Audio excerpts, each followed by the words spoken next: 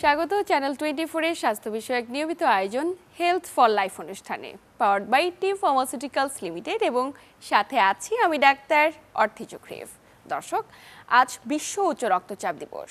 বিশ্বের অন্যান্য দেশের মতো আমাদের দেশে নানা কর্মসূচির মাঝে পালিত হচ্ছে এই বিশেষ দিবসটি এবং তারই ধারাবাহিকতায় আমাদের আজকের আয়োজন। আজ কথা বলবো উচ্চ রক্তচাপ প্রতিরোধে করণীয় বিষয়গুলো নিয়ে এবং এ বিষয়ে বিস্তারিত আলোচনায় আজ স্টুডিওতে আমাদের সাথে উপস্থিত আছেন অধ্যাপক ডাক্তার মোহাম্মদ খালিকুজ্জামান, যিনি ক্লিনিক্যাল ও ইন্টারভেনশনাল কার্ডিওলজিস্ট, বিভাগীয় প্রধান কার্ডিওলজি বিভাগ, স্যার সলিমুল্লাহ মেডিকেল কলেজ ও হাসপাতাল, ঢাকা। স্যার, স্বাগতম আমাদের আজকের আয়োজনে। আপনাকেও স্বাগতম। দর্শক শ্রোতাদের আপনার মাধ্যমে চ্যানেল 24 এর সমস্ত দর্শক শ্রোতাদের স্বাগতম, অভিনন্দন এবং শুভেচ্ছা। স্যার, এই যে উচ্চ রক্তচাপ দিবস বিশ্বব্যাপী পালিত হচ্ছে, এবারের উচ্চ রক্তচাপ দিবসের প্রতিপাদ্য বিষয় কি এবং কেন আমরা এত কর্মসূচির মাঝে সকলকে সচেতন করবার চেষ্টা করছি? আসলে হাইপারটেনশন একটা ডিজিজ যেটা এককভাবে একটা মানুষের কার্ডিওভাস্কুলার যত কমপ্লিকেশন তৈরি করতে পারে এবং কার্ডিওভাস্কুলার ডেথের একটা বড় অংশ এককভাবে হাইপারটেনশন রোগটাই দায়ী। এই জন্যই হাইপারটেনশন দিবস 2005 সালের 14ই মে থেকে শুরু হয়ে আসছে।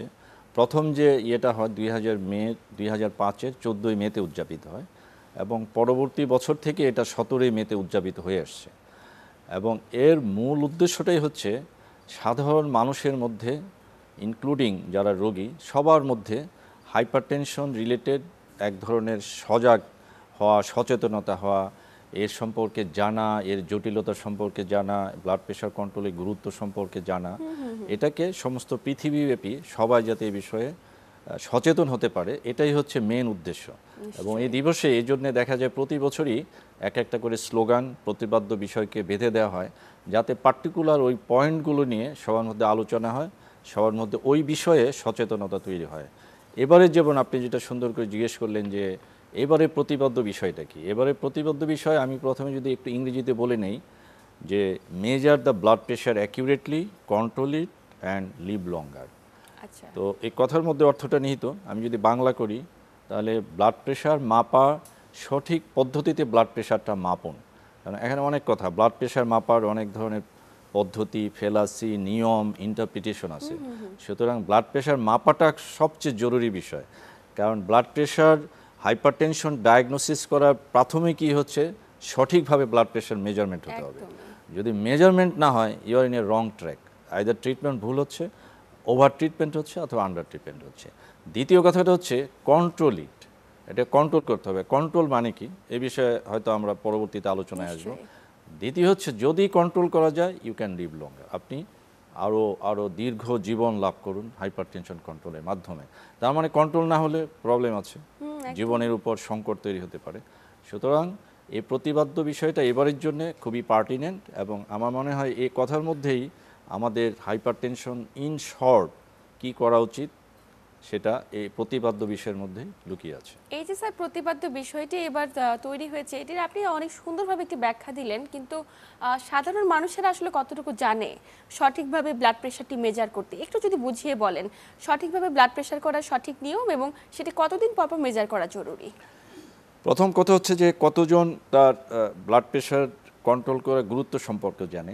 দুই, যারা নিজেরা হাইপারটেনসিভ কিনা কতজন জানে। একদমই। তৃতীয় হচ্ছে যারা হাইপারটেনসিভ তারা কতজন জেনে তার ব্লাড প্রেশার কন্ট্রোল রাখছে। বিশাল গ্যাপ রয়ে গেছে প্রত্যেকটার মধ্যেই। এর মধ্যে যেটা বললেন যে ব্লাড প্রেশার মাপার পদ্ধতিটা খুবই সুন্দরভাবে না মাপতে পারলে ডায়াগনোসিস ভুল হতে পারে, যেটা আমি আগে বলে আসলাম। এর মধ্যে একটা ইম্পর্টেন্ট হচ্ছে আপনি কখন ব্লাড প্রেশার মাপবেন। আমি তাড়াহুড়ার মধ্যে আছি, আমি এখন দৌড়ে আসছি, আমি এখন জিম থেকে আসছি, আমি এখন প্রচণ্ড টেনশনে আছি, আমি রাতে ঘুমোতে পারিনি, আমি একটু আগে ধূমপান করে আসলাম, অ্যালকোহল সেবন করে আসলাম, অথবা উত্তেজিত হয়ে মাথা ব্যথা করছে, আমি ব্লাড প্রেশার মাপতে আসলাম। এটা কি সঠিক পদ্ধতি? আসলে তা নয়, কিন্তু আমরা বেশিরভাগ ক্ষেত্রে কিন্তু তাই করে থাকি। যে আমি হঠাৎ রাগান্বিত হলাম, আমার মাথা ব্যথা করছে, উত্তেজিত হলাম, মাথা ব্যথা, ব্লাড প্রেশারটা দেখেন তো। This not the way. আমাকে প্রথমে 30 মিনিটস সময় একটু রেস্ট নিতে হবে।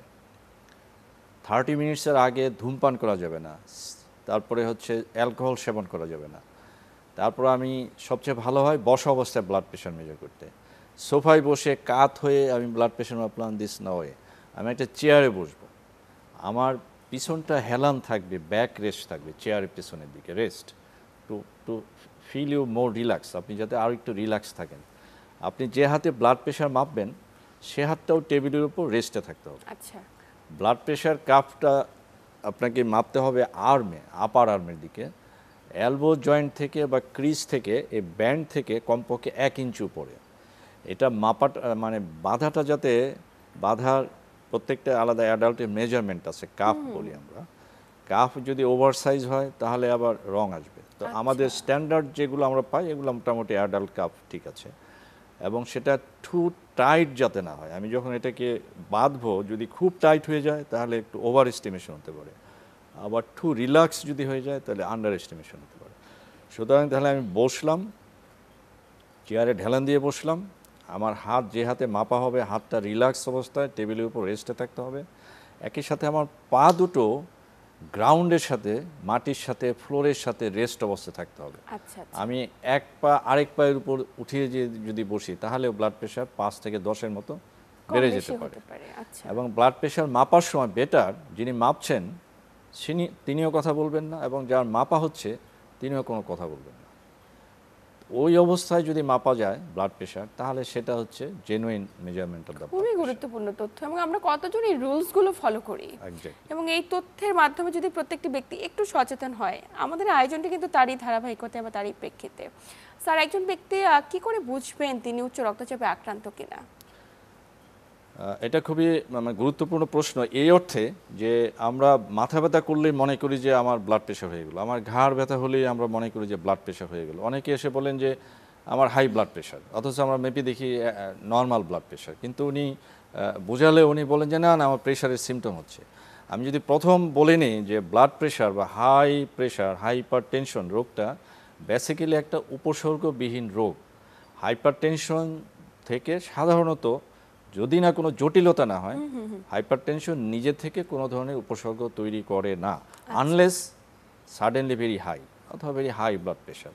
আদারওয়াইজ হ্যাঁ, কিছু কিছু ক্ষেত্রে যে করেই না তা না, দেখা গেছে যে হাইপারটেনশন রোগীরা কিছু কিছু উপসর্গে ভোগেন। সেগুলোর মধ্যে একটু প্যালপিটেশন, হেডেক, নেক এক, একটু শর্টনেস অফ ব্রেথ, এ ধরনের একটা ইয়েতে তারা ভোগেন, কিন্তু এগুলো নট স্পেসিফিক। এই ধরনের উপসর্গ অনেক রোগে হতে পারে। সুতরাং হাইপারটেনশন একটা উপসর্গবিহীন রোগ। হ্যাঁ, কিছু কিছু ক্ষেত্রে অনেক দিন যারা হাইপারটেনশনে ভোগেন তারা অনেক সময় জটিলতা নিয়ে আসতে পারে, যেমন কথা বলার জটিলতা, হাত পা নাড়াতে পারছেন না তার মানে স্ট্রোক, হঠাৎ করে শ্বাসকষ্ট তার মানে লাংসে পানি আসা, হঠাৎ করে বুকে ব্যথা তার মানে হচ্ছে যে তার হচ্ছে অ্যানজাইনা অথবা হার্টের ব্লকজনিত রোগ, অথবা পায়ে হাঁটতে গেলে পায়ে ব্যথা, ক্লডিকেশন পেইন, যেটাকে আমরা পেরিফেরাল আর্টেরিয়াল ডিজিজ বলি। তার মানে আমি বলতে যাচ্ছি হাইপারটেনশন বেশিরভাগ ক্ষেত্রে জটিলতার উপসর্গ নিয়ে মানুষ আসে। একদমই। সুতরাং আমি যদি বলি অথবা আমি বসে থাকি যে আমার হাইপারটেনশনের কোনো উপসর্গ নেই, আমি ভালো আছি, তা কিন্তু নয়। আমাকে মেপে এটাকে শিওর হতে হবে যে আমার ব্লাড প্রেশার নর্মাল না বেশি। সুতরাং উপসর্গ দিয়ে বোঝার উপায় নেই। একদমই নেই। এবং আমাদের দেশের অধিকাংশ ব্যক্তি কিন্তু প্রাথমিক অবস্থায় কখনোই শনাক্তকরণ করতে পারেন না যে তিনি উচ্চ রক্তচাপে আক্রান্ত। আপনি যেমনটি বলছিলেন জটিলতা নিয়ে চিকিৎসকের শরণাপন্ন হচ্ছেন, এবং তখন একটা সার্টেন পিরিয়ডে এসে জানা যায় তিনি দীর্ঘদিন ধরে উচ্চ রক্তচাপে ভুগছেন। তো স্যার, কারা সচেতন হবেন, কখন একজন ব্যক্তির উচ্চ রক্তচাপ হয়েছে কিনা এটি নিয়ে তিনি শঙ্কিত হবেন? প্রথম আমরা ধরে নিই বয়স, যদিও অল্প বয়সেও ব্লাড প্রেশার হয়ে থাকে, পার্সেন্টেজটা কম, 5 to 10%, এটাকে বলি আমরা সেকেন্ডারি হাইপারটেনশন, কিন্তু মেজরিটি হচ্ছে বেশিরভাগ ক্ষেত্রে সিংহভাগ 90 থেকে 95%ই হচ্ছে প্রাইমারি হাইপারটেনশন। এক্ষেত্রে বয়সটা ইম্পর্টেন্ট ফ্যাক্টর। সাধারণত 40-এর আগে হয় না এসেনশিয়াল হাইপারটেনশন। সুতরাং বয়স বাড়লো আমার ঝুঁকি বাড়লো, আমাকে একটু সচেতন হতে হবে, চেক করতে হবে। 2, আমার ফ্যামিলি হিস্ট্রিতে আছে কিনা, আমার রক্তের কারো আছে কিনা, আমার আব্বা, আমার আম্মা, আমার ভাই, আমার বোন, অথবা আমার যমজ ভাই বোন, অথবা আমার ছেলে মেয়ের মধ্যে কারো হাই ব্লাড প্রেশার আছে কিনা, আমাকে সচেতন হতে হবে। 3, আমার জীবনাচরণ কেমন, আমি প্রচুর লবণ খাই, আমি প্রচুর ধূমপান করি, আমি অ্যালকোহল সেবন করি, অথবা আমি প্রচণ্ড টেনশনে থাকি সারাদিন, আমি শব্দ দূষণে কাজ করি, আমি বায়ু দূষণে কাজ করি। সুতরাং আমি যদি এই ধরনের রিস্কি পরিবেশে, একটা প্রতিকূল পরিবেশে বসবাস করি, তাহলে আমার হাইপারটেনশন হওয়ার ঝুঁকি বেশি। কাজে আমাকে একটু ঘন ঘন ফলো আপ করতে হবে।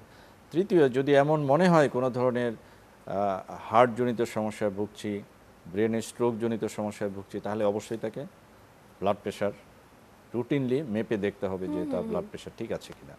সুতরাং বয়স যদি একটু বেশি হয়, আমার যদি ফ্যামিলি হিস্ট্রি থাকে, ফ্যামিলিতে যদি হার্টের রোগ, কিডনির রোগ, এই ধরনের রোগী থাকে, তাহলে আমাকে, অথবা আমি একটা বৈরী পরিবেশে কাজ করছি, অথবা আমি প্রচুর টেনশনে থাকছি, তাহলে আমাকে নিজে থেকেই একটা রুটিনলি ব্লাড প্রেশার মেজারমেন্টের একটা সিস্টেম করে নিতে হবে, যাতে আমি প্রাথমিক দিকেই আমার রোগটা শনাক্ত হয়, আমি চিকিৎসা নিতে পারি এবং ভালো থাকি। নিশ্চয়ই স্যার, যারা উচ্চ রক্তচাপে দীর্ঘদিন ভুগছেন এবং যারা আক্রান্তের ঝুঁকিতে, যে পরিসংখ্যানটি আপনি বললেন যে এই সমস্ত ব্যক্তিরা আক্রান্তের ঝুঁকিতে, তাদের ক্ষেত্রে কতদিন পর পর আপনি ব্লাড প্রেশারটি মেজার করার পরামর্শ দেবেন? এটাও প্রশ্নটা অত্যন্ত গুরুত্বপূর্ণ। এই অর্থে আমরা খুব ঘন ঘন ব্লাড প্রেশার মাপার চেষ্টা করি, অথবা যদি সুযোগ পাই তাহলে প্রতিদিন কয়েকবার ব্লাড প্রেশার মাপি। যাদের হাতে ব্লাড প্রেশার মেশিন আছে, আমরা দেখি যে অনেকে এসে বলেন যে সকালে এত, দুপুরে এত, বিকালে এত, হেঁটে আসলে এত, বাথরুম থেকে আসলে এত। এটা প্যানিকিং ব্যাপার, এটা আসলে সঠিক নয়। একবার যদি ব্লাড প্রেশার নর্মাল থাকে এবং তার যদি কার্ডিওভাস্কুলার কোনো রিস্ক ফ্যাক্টর না থাকে, তাহলে সে 5 বছর অন্তর ব্লাড প্রেশার মাপতে পারে। আচ্ছা। আর কারো যদি বর্ডার লাইন হাই থাকে, তাহলে তাকে 1 বছর পর পর উনি ব্লাড প্রেশার মাপতে পারেন। কারো যদি ফ্যামিলিতে ব্লাড প্রেশার থাকে, multiple risk factor, diabetes, kidney disease, হরমোনের ডিজিজ, তারপরে হচ্ছে স্ট্রোকের ডিজিজ, এই ধরনের ডিজিজ থাকে, যারা কার্ডিওভাস্কুলার রিস্কের মধ্যে আছেন, তাদের ক্ষেত্রে 1 বছর পর পর ব্লাড প্রেশার মাপা উচিত, যদি প্রথম রেকর্ডে ব্লাড প্রেশার নর্মাল থাকে। এখন একজন যদি হাইপারটেনশনে আক্রান্ত হন, তার কি করতে হবে? এটা নির্ভর করছে তার ব্লাড প্রেশার কতটা কন্ট্রোল, তার উপর তার ফলো আপটা নির্ভর করছে। আচ্ছা। সাধারণত আমরা 4 সপ্তাহ পরে ফার্স্ট ফলো আপ দিই, প্রথম চিকিৎসার পরে। তো 4 সপ্তাহ পরে যদি ব্লাড প্রেশার কন্ট্রোল হয়, তাহলে আমরা 3 মাস, 6 মাস, এবং ওয়ান্স ইট ইজ কন্ট্রোল, উনি 6 মাস থেকে 1 বছর পর পরও ফলো আপ করতে পারেন, এত ঘন ঘন প্রয়োজন নেই। নিশ্চয়ই। কিন্তু ব্লাড প্রেশার যাদের অনেক বেশি, যাদেরকে সাথে সাথে হসপিটালাইজ করতে হয়, তাদের ক্ষেত্রে তো হাসপাতালে ভর্তি হওয়ার পর কন্টিনিউয়াস মনিটরিং করি, ব্লাড প্রেশার কন্ট্রোল হওয়ার পর একটা মেডিকেশন দিয়ে স্টেবল করে তাদেরকে আমরা ছুটি দিয়ে দিই। সেক্ষেত্রে তো প্রতিদিন একটা মনিটরে থাকতেই হচ্ছে, ঘন ঘন দেখতে হচ্ছে। নিশ্চয়ই। সুতরাং ওয়ান্স ইট ইজ কন্ট্রোল, 6 থেকে 12 মাস পর পর ফলো আপ করলেই হবে। আচ্ছা। কন্ট্রোল না হওয়ার আগ পর্যন্ত ধরে নেওয়া যায় 4 সপ্তাহ পর পর ফলো আপ করলেই ওকে। নিশ্চয়ই, এটি অত্যন্ত গুরুত্বপূর্ণ তথ্য স্যার। এই যে বিষয়গুলো আমাদের আসলে একটু যদি আমরা কনসার্ন হতে পারি, তাহলে এই প্রেশারটিকে আমরা নিয়ন্ত্রণে রাখতে পারবো। Exactly. এক্ষেত্রে স্যার চিকিৎসা পদ্ধতিতে একটু যেতে চাই। যখনই আপনারা স্যার কার্ডিওলজিস্টরা কিংবা মেডিসিন স্পেশালিস্টরা কোনো অনিয়ন্ত্রিত কিংবা দীর্ঘমেয়াদী কোনো উচ্চ রক্তচাপে আক্রান্ত ব্যক্তিকে চিকিৎসা দিতে চান, তখনই একটি বিষয় চলেই আসে যে স্যার আমার মেডিসিনটা তো সারা জীবন কন্টিনিউ করতে হবে। কিছুটা ভীতগ্রস্ততা, কিছুটা আতঙ্ক কাজ করে। আপনি বিষয়টিকে কিভাবে দেখছেন? আর চিকিৎসার কথা যদি শুরুই করতে হয়, তাহলে আমি বলবো যে আমরা 2 ধরনের চিকিৎসা পদ্ধতি বলি। একটা হচ্ছে ফার্মাকোলজিক্যাল, আর একটা নন ফার্মাকোলজিক্যাল। নন ফার্মাকোলজিক্যাল মানে হচ্ছে যে ওষুধপত্র না দিয়ে তার জীবন পদ্ধতির পরিবর্তন করে, মডিফাই করে তার চিকিৎসা করা এক। নিশ্চয়ই। এর সাথে কারো কারো ওষুধ যোগ করার প্রয়োজন পড়ে এবং দরকার পড়ে। তো আমরা নন ফার্মাকোলজিক্যাল বা ওষুধ ছাড়া যে পদ্ধতি, এটা মোটামুটিভাবে এখন মিডিয়ার সৌজন্যে, পত্রপত্রিকার সৌজন্যে আমরা অনেকে জানি যে কী কী করা উচিত, কী কী করা উচিত না। এর মধ্যে সহজ ভাষা আমি যদি এক লাইনে বলি, আমাদের যে অভ্যাস, হাঁটাহাঁটির অভ্যাস করা উচিত, প্রতিদিন কিছু ব্যায়াম করা উচিত। তারপর হচ্ছে লবণ, আলগা যে লবণ আমরা পাতে আলগা লবণ খাই, অত্যধিক লবণ, এই লবণটা অ্যাভয়েড করা উচিত। ধূমপান বর্জন করা উচিত, অ্যালকোহল বর্জন করা উচিত, এবং হাসি খুশি থাকা উচিত, রিল্যাক্স থাকা উচিত। প্রতিদিন কিছু সময় একটা রেস্টের প্রয়োজন, ঘুমের প্রয়োজন, 6 থেকে 8 ঘন্টার সময় ঘুমের প্রয়োজন। বাইরে গেলাম, আমি হাঁটতে লিফট ব্যবহার না করে, অ্যাক্সিলারেটর ব্যবহার না করে আমি নিজে নিজে হেঁটে চললাম, রিক্সার দূরত্ব আমি হেঁটেই পার হলাম। এই ধরনের পদ্ধতি আমাদের করতে হবে। শব্দ দূষণ, আমরা যদি বাইরে বেরোই, মানে অযাচিত কারণে আমরা দেখব যে যারা চালক তারা বাজিয়ে যাচ্ছেন।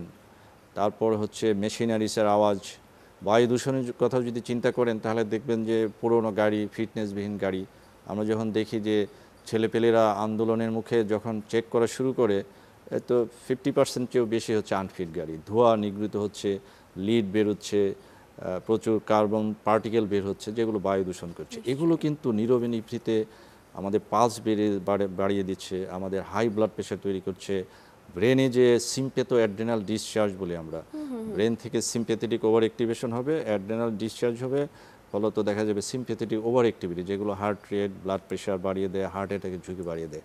তাই আমি বলছি যে এগুলো দিকে আমাদের নজর দিতে হবে, শুধু ব্যক্তিগত নয়, এগুলো সমষ্টিগত, সামাজিক এবং ইভেন রাষ্ট্রীয় দায়িত্বের মধ্যেও এগুলোকে নিয়ন্ত্রণের প্রয়োজন।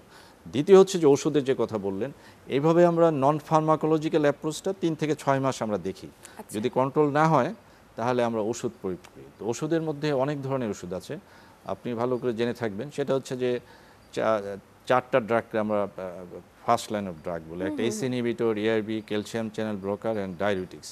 এগুলো হচ্ছে ফার্স্ট লাইন ড্রাগ। এগুলো যদি কন্ট্রোল না হয়, তারপর আমরা বেটা ব্লকার্স, আলফা ব্লকার্স, তারপরে সেন্ট্রালি অ্যাক্টিং ড্রাগ বলি আলফা মিথাইল ডোপা।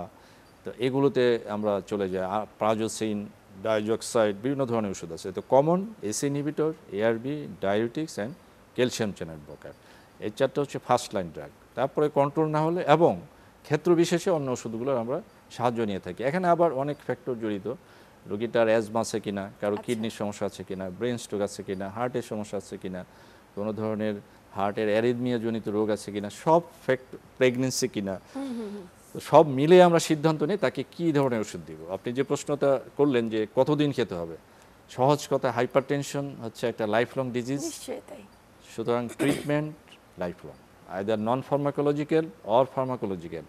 এই জন্যে অনেকে বলেন যে আমি ওষুধ, ওই ডাক্তার সাহেব আমাকে ওষুধ দিয়ে একটা অভ্যাস করে দিয়েছেন, আমার ওষুধ খেতে হচ্ছে। আসলে তা নয়, আপনার রোগটাই হচ্ছে সারা জীবনের, হাইপারটেনশন রোগটা সারা জীবনে চিকিৎসা চালিয়ে যেতে হবে, সুতরাং চিকিৎসা সারা জীবন, এটা সবাইকে মনে রাখতে হবে। এবং স্যার এই ক্ষেত্রে আপনি যেমনটি বললেন, শুরুতে আমাদের জীবনযাত্রার মানকে পরিবর্তন করা অত্যন্ত জরুরি, এবং জীবনযাত্রার পাশাপাশি যে মেডিসিনটি আমরা গ্রহণ করছি, আমাদের এই মেডিসিনটি গ্রহণের ব্যাপারে অনেক রকম ইরেসপন্সিবিলিটি রয়েছে। অনেক রোগীদের ক্ষেত্রে দেখা যায় যে তারা নিয়মিত খাবার কথা 2 দিন 4 দিন খাচ্ছেন না, আবার হঠাৎ করে যেদিন প্রেশারটি বেড়ে যাচ্ছেন সেদিন গিয়ে খাচ্ছেন। এই যে অনিয়ম, এই অনিয়মগুলোর কারণে কি ধরনের জটিলতা হওয়ার শঙ্কা রয়েছে? প্রথম হচ্ছে যে যেহেতু blood pressure life long disease থাকবে, আপনি ওষুধ খেলে ব্লাড প্রেশার নিয়ন্ত্রণে থাকবে। হ্যাঁ, নিয়ন্ত্রণে থাকলেও আমরা মনে করি যে প্রেশার যখন কমে গেছে ওষুধটা বাদ দিয়ে দিই, গ্যাপ দিয়ে দিই, তাহলে কি হবে, আবার ব্লাড প্রেশার বাড়বে, আবার যখন খাবো আবার কমে যাবে। এই যে ফ্লাকচুয়েশনটা, এটা এক ধরনের আমার মধ্যে একটা ভয়ের সৃষ্টি করবে। ফলত blood pressure fluctuation in the long run জটিলতা তৈরি করে, কার্ডিওভাস্কুলার জটিলতাগুলো বেশি হয়। ফ্লাকচুয়েশনটা জটিলতা তৈরি করার ক্ষেত্রে সহায়ক ভূমিকা পালন করে। সুতরাং খাবো না তা হওয়া যাবে না, আমাকে খেতে হবে সুনির্দিষ্টভাবে একই ডোজে। যদি এমনটি ঘটে কমে যাচ্ছে, তাহলে আমি আমার চিকিৎসকের সাথে পরামর্শ করব কী করা যায়। যদি সব সময় কমতে থাকে, একটা টার্গেটের নিচে, যেটা আমরা বলে থাকি 130/80 +-10, তার মানে 120/70 থেকে 140/90, এর মধ্যে যদি ফ্লাকচুয়েট করে ফাইন, সেম ডোজে চলবে। এর থেকে যদি কমে যায়, 120 নিচে চলে যায়, 70 নিচে চলে যায়, তাহলে হ্যাঁ সুযোগ আছে ডোজ কমানো, বাদ দেওয়ার কোনো সুযোগ নেই। ডোজ কমে আমাকে আবার দেখতে হবে কেমন আছে। যদি এমনটি ঘটে বেড়ে যাচ্ছে, তাহলে আমাকে আবার বাড়িয়ে দিতে হবে। অথবা যদি এমন হয় না আরও কমছে, তাহলে আরও কমানোর সুযোগ আছে। স্যার, আমরা আলোচনার একদম শেষ প্রান্তে, আপনাকে আন্তরিক ধন্যবাদ গুরুত্বপূর্ণ তথ্য এবং পরামর্শের মাধ্যমে দর্শকদের উপকৃত করবার জন্য। আপনাকে ধন্যবাদ, দর্শক শ্রোতাদের ধন্যবাদ, অসংখ্য ধন্যবাদ। দর্শক, এই ছিল আমাদের আজকের আয়োজন। এতক্ষণ সাথে থেকে আমাদের আয়োজন দেখার জন্য সবাইকে আন্তরিক ধন্যবাদ। দেখা হবে আগামী পর্বে ঠিক একই সময়ে নতুন কোনো আলোচনায়। ততক্ষণ পর্যন্ত সবাই ভালো থাকুন, সুস্থ থাকুন এবং চ্যানেল 24 এর সাথেই থাকুন।